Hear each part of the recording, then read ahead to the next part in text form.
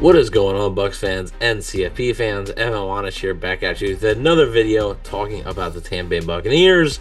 And today we're going to be going over the best and the worst from the Buccaneers' Week 8 loss against the Atlanta Falcons. A game that, is, I think in the long run, you're going to say maybe decided the season, to be honest with you. So, game the Buccaneers couldn't really afford to lose, but they did. They get swept by the Falcons. I am not alone, though, in reviewing this game here. Alongside me is my co-host from CFP, Mr. Rhett Matthew. We are here to get into all the best and the worst. Rhett, how you feeling? I'm tired, my friend. I am tired. This is the You're brand not of alone. football. This is the brand of Bucs football that I definitely do not miss. But every now and again, it rears its ugly head. So today we're going to dive into it. Well, good thing is they had the creamsicles to remind you of that, right? Yeah, So thank goodness. So let's get into the best, though, right? Because like I say often, with every win, there's negatives. With every loss, there's positives. So there were some positives in this game. I want to start off with the Bucs and running backs here, the duo of Rachaad White and Bucky Irving. Now, they didn't do much on the stat sheet running the football. It's not going to wow you, okay? It's not going to be like, oh my God, incredible. Bucky Irving, 9 carries for 44 yards. Rachaad White, 6 carries for 29 yards. But given the situation of the game, the Buccaneers had to throw the ball considerably more in the second half. And a lot of those were in the first half. And I thought they did a pretty nice job of running the football, specifically in the first half, controlling the clock. Their first touchdown drive was 8 minutes. That's largely because they were able to control the clock, convert on some third downs, and keep that clock moving by keeping the ball on the ground. So kudos to Bucky Irving and Rachaad White. Also made some plays through the air. Rachaad White, obviously, with the reception touchdown as well. So thought the Bucs running back duo had a pretty nice day. Yeah, exactly what you said there. Before this game got away from them, I thought the run game did a really good job at dictating the pace of the game, allowing the Buccaneers to keep their offense on the field, grind out those first downs, pick up that crucial yardage to set up even second and third and manageable. This run game is making strides. A franchise high 5+ yards per carry for the first time ever. I mean, it is, quite remarkable the turnaround Liam Cohen has had with this Buccaneers run game this year. Absolutely, absolutely. Another guy who has been quite remarkable, I guess, especially the last 2 weeks, and especially because of the absence of Mike Evans and Chris Godwin, there needed to be somebody that had to step up in the receiving game, right? The running backs couldn't do it all. Yeah, Rachaad White was a factor in today's receiving game, but somebody else was gonna have to step up. Looks like the Buccaneers may have found their guy. Cade Otton, who was on the list last week for best, is again on this list. 9 catches for 81 yards and 2 touchdowns. Not one, but 2 touchdowns. Otton was a pretty reliable target of Baker Mayfield's on Sunday, and he did a pretty nice job of being open, making the reliable catches. I also had an explosive play, season-long 29-yard catch on Sunday for Otton. So hopefully he can keep this up because, we've seen some lows with Cade Otton, right? Some drop passes in the past, sometimes, not really being much of a factor in this offense. But it figures to be that with Mike Evans and Chris Godwin being out, especially with both of them being out for the time being, Cade Otton's going to continue to get those opportunities. So it was good to see him have a good day. Yeah, absolutely. Cade Otton now has multiple career games with multiple receiving touchdowns. He was huge in the past game today, and I think he's proving more and more each week that he's the kind of player that the Buccaneers offense can have on the field every play, whether he's blocking, going out for a pass. He's showing that he can do it all, and he's really built himself into a bona fide tight end one for the Tampa Bay Buccaneers. He has really stepped up these last couple of weeks.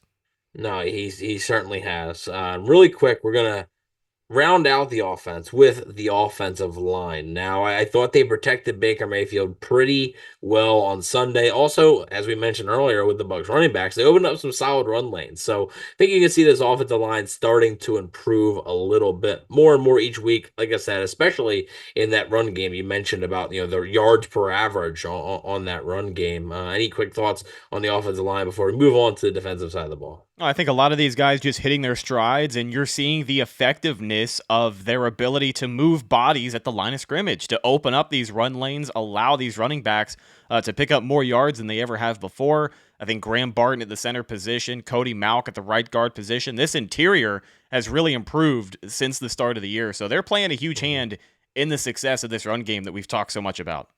Yeah, they definitely are. Let's move on to the defensive side of the ball. The problem.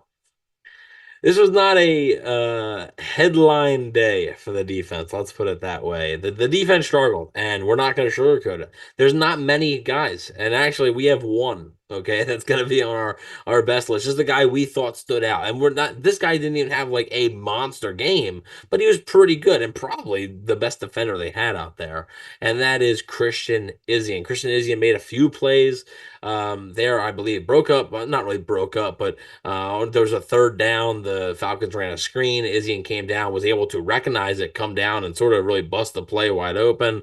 Had a hand in the safety that the Buccaneers scored as well. So nice day from Izien. And again, he's a young guy that the Buccaneers are needing to step up, and he's doing just that right now, especially in the absence of both Jamel Dean and Tyke Smith.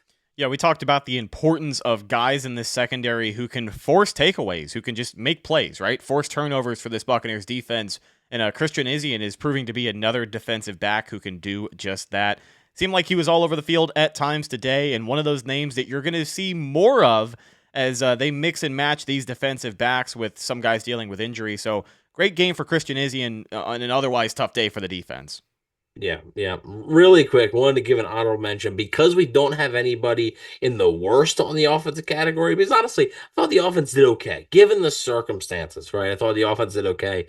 Baker Mayfield, though, a few plays he'd probably want to have back. Don't think it was his cleanest game. 7 interceptions in the last 3 games, something that he is going to want to clean up and going to have to clean up, quite frankly, especially with being without these weapons. You can't keep giving other teams the football. But let's move on to the worst and this defense, right? We could just say defense, and I think it'd be okay, right? Like that's all you need to do.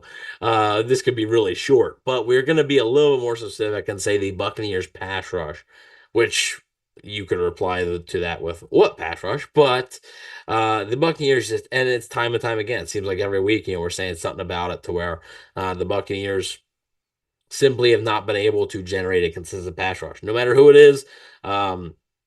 It seems like if they're not blitzing, they're not affecting the quarterback. They're not getting home with four.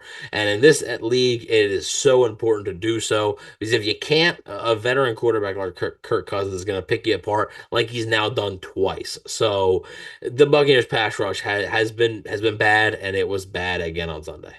Yeah, absolutely. I mean, if you give any quarterback in the NFL as much time as the Bucs are giving these quarterbacks, they're going to throw all over you. And Kirk Cousins was damn near perfect again for the Atlanta Falcons on Sunday. Something's got to change. Todd Bowles decided to make some adjustments against Atlanta. They dialed back the blitz, but they just weren't able to get any meaningful pressure. C.J. Brewer had a big-time sack, and Levante David off of the blitz brought some meaningful pressure to Kirk Cousins every now and again, but it just wasn't enough. And this is a defense that, again, you're kind of reeling here, and you're looking for a strength that you can latch onto. And, the pass rush really helps a lot of that. They haven't done much of anything. No, they have not. And we are also going to talk about Tyreek Funderburk. Now, Funderburk's in a tough spot. Okay, he is in a difficult situation. Undrafted rookie. Jamel Dean goes down and Tyke Smith goes down. Funderburk's being asked to play a pretty important role in this defense. However, he had a rough game. He really did had a rough game, and he did have his moments, but overall. The Bucs need better cornerback play from their cornerback too. Zon McCollum, I thought, was pretty decent in this game. If I had to put somebody else in the best column, it probably would have been McCollum. But I think Funderburk definitely needs to rebound from this performance. Absolutely. We talk about these defensive backs who are being put in a tough situation. I mean, guys are being mixed and matched. You do what you can with the personnel you have, but he was just on the other side of too many bad plays today, getting left in the dust, getting caught up in the wrong spot on defense, looking lost out there at times. Just was a rough afternoon for him, and again, a lot of other points or a lot of other parts of this Bucs defense. Speaking of Bucs defense, speaking of rough afternoons, there is one guy who's responsible for partly both of those things. Partly responsible for both those things. That is head coach Todd Bowles. This is once again a week where his defense, he is a defensive-minded coach. His defense has not performed up to expectations, and it's starting to become a trend now. to where it's almost like, okay, that's what this defense is. It's just really bad. Like we already discussed how bad this defense was. We discussed on the post game show as well. But also, Todd Bowles, some of the decisions, right? To go for it, to go the fake punt there in your own territory. I understand maybe it might not have been his idea, but with a call like that, he's the guy. He's going to approve that, right? If he doesn't want that ran, he can say no. Like so, he approved it, he allowed it, and it was the wrong call, and it really hurt the Bucs' chances of coming back in the game. I understand maybe you don't have faith in your defense. Okay, that's a signal that your defense isn't too good. Who's responsible for that? Like it's your defense. So Todd Bowles definitely has had a couple of weeks here that have been pretty rough, quite frankly. Ever since that first Atlanta game, I think on Thursday Night Football, this defense has really been going downhill. Injuries matter, player execution matters, but this year more than any other year I've seen running the Buccaneers defense, it seems like Todd Bowles just getting figured out. Week in and week out, teams are finding effective ways to throw the ball all over the Bucs. Like they're not just moving the football, they are moving the football at a historical pace, right? Like they're setting franchise records in passing and touchdowns in big time days. Lamar Jackson threw the most touchdowns he's ever thrown in his NFL career against the Tampa Bay Buccaneers. And things don't seem to be changing. So again, a defensive head coach whose defense is kind of flailing at this point in the season isn't making adjustments. Teams are starting to figure it out, and if you don't make any meaningful adjustments week in and week out, you're starting to put this on film. More NFL teams are looking at what other NFL teams are doing to the Buccaneers defense this year, and they got a lot of documentation on how to break down a Todd Bowles defense.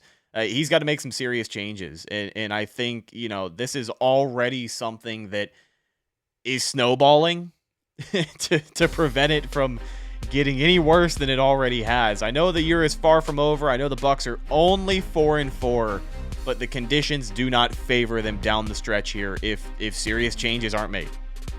Yeah, we will see if Todd Bowles and this team doesn't bounce back. Maybe one of the serious changes is Bowles' job, but a lot of football left to be played between now and then. Let us know who your best and worst were. We're always curious to hear your thoughts on what you saw during the game, so always curious to hear that. But let us know in the comment section below. Please don't forget to like, share, and subscribe, and go Bucs.